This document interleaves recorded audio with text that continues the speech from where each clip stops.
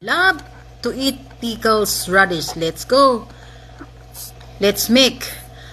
The benefits that we can get to the radish is antioxidant, probiotic, reduce inflammation, fight cancer, vitamin C, and probiotic. This is the radish I drained. So I need to put to the Tupperware. It smells good. The herb, spices, ingredients. The measurement of the vinegar, 1 cup vinegar, 1 cup sugar.